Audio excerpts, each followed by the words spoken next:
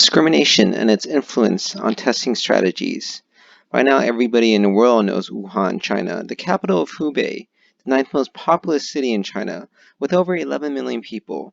Of course, it's where the coronavirus started, novel 2019 coronavirus.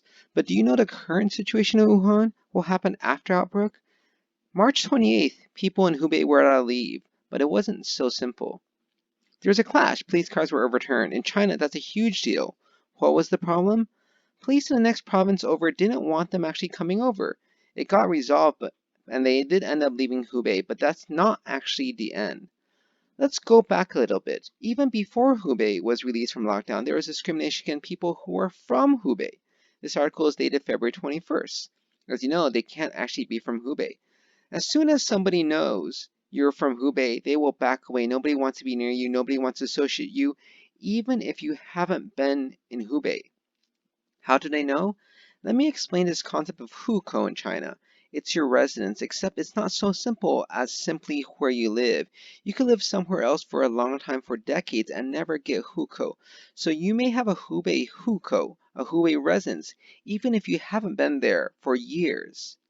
And it's easiest to illustrate the discrimination with real stories. One man worked in Sunset in a factory and was fired, even though he hadn't even been back for a whole year.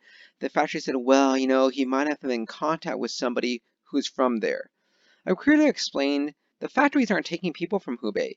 It could attract unwanted attention from the local officials. They could have extra quarantine, screening measures. Even actresses aren't immune. There was an actress named Song Yi who was born in Hubei. She was asked to stay indoors 2 more days by local authorities in Shanghai after her 23 days of self-quarantine. Many have been kicked out of their houses by landlords. They haven't gone back to Hubei, and the landlords know. Now hotels refuse them. They can't even find a place to live. One man ended up sleeping on the floor in a rundown building with 2 other people from Hubei. And it hasn't gotten any better. This was in April that China's government vowed a fight against discrimination. And now LA Times published another article in May. It wasn't actually any better. It's bad in Wuhan, it's bad outside. Which leads us to June. Hubei just finished up testing its entire population. Sorry, that's Wuhan. All 10 million people. Why, you say? Wasn't the outbreak months ago? Well, there were 6 more cases reported the week of May 14th. Everybody in China is already on edge if you're from anywhere near there, treating people from Hubei, particularly Wuhan, as if they were the virus. So the government underwent this massive endeavor to test the entire 10 million people population to try to bring some objectivity to the table. It cost 126 million US. They found 300 people who were asymptomatic and who tested positive. They put them in isolation, and I think it's completely worth it. Now let's move on to another country called Singapore. You may have heard of it from the movie called Crazy Rich Asians. It's a tiny little place, population of less than 6 million people, and you see that many people are non-residents. Migrant workers make up a huge proportion of the population. They call them foreign workers there, and they're from all over Asia. East Asia like China, South Asia like India, Bangladesh, Southeast Asia like Thailand, the Philippines. And last month, Singapore announced it would test all the foreign workers who live in dorms, all 323,000 of them. Why?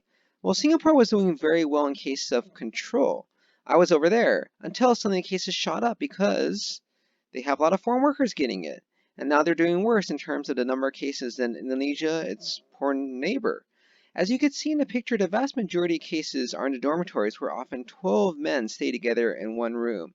And my friend said the solution is very easy, just quarantine the entire dorms for a month. And you can see many dorms have already been quarantined. They use the term gazetted, but Singapore has embarked on a vast quest to test all the workers. As you can see, they run a lot more tests, more than any of their neighbors. And my friend said it was to show that they're doing something, because testing means you are treating people, and they need to maintain good relationships with all their surrounding countries given they're such a small place. And if you look, that's true. They've been talking to other countries where the workers are from, like India. This is the Singaporean Prime Minister reassuring the Indian Prime Minister, we'll take care of your people just like they're our own. They gave the same reassurance to Bangladesh. And so it's all the same in a sense. In the US, people who have money can get tested for peace of mind. In China, tested all of Wuhan to reassure the rest of China so they could be at peace when they meet somebody from Wuhan that they're not carrying the virus.